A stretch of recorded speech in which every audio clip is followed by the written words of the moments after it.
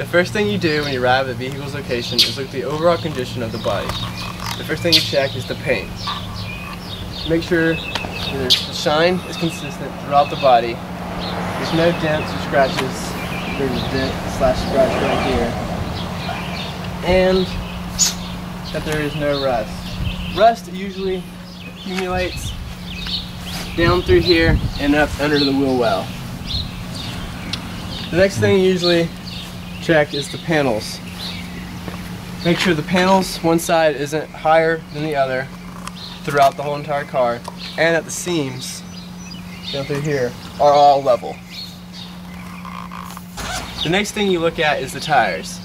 Make sure the tire has even wear throughout both sides of the tire, and that the tread on all parts of the tread are deep so that you don't slip in rain or snow. This tire seems to be low on tread. The next thing you need to check is under the car. You need to check on the ground to see if there's any puddles slash leaks from where oil could drip or any other fluids. Then you need to check the oil pan to see if it's dry and there's no leaks. The next thing you need to check is the frame. Make sure there's no rust or any type of damage to the frame. The exhaust system is the other thing you check.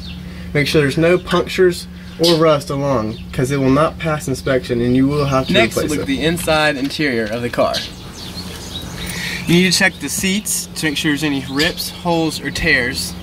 The headliners for the same, make sure everything checks out A-okay there. Check to see if there's any bad smells anywhere. Then you look at your plastics to make sure there's no cracks or major gashes.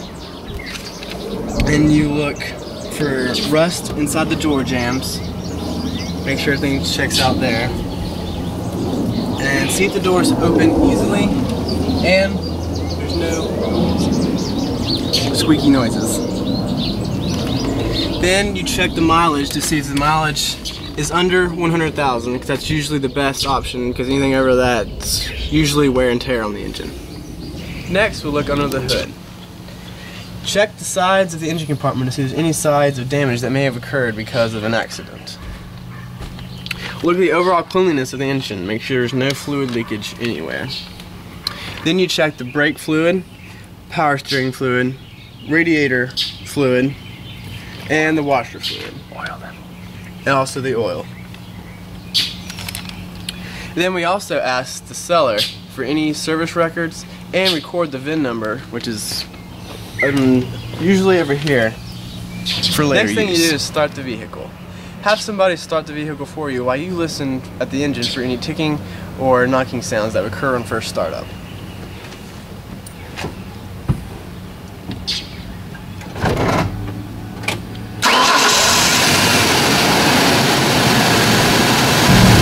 do is take a test drive. Make sure there are no pulling on the steering wheel as you're going down the road, or shaking or vibrating.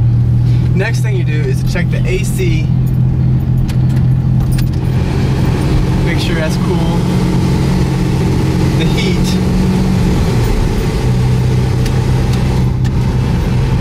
Make sure that's hot. And the defrost up there to make sure it defrosts properly. Next thing you need to do is check for, well, this truck at least, to make sure that the gears change properly and smoothly. Also, you need to check the cruise control if it is equipped and see if that works properly. Then you need to run the car or drive the car long enough so that the car gets up to operating temperature. The next thing you do after you get back from your test drive is to smell along the hood to see if there's any smell of hot oil or antifreeze. In this case, we're good. Now, after everything checks out, negotiate with the seller for price.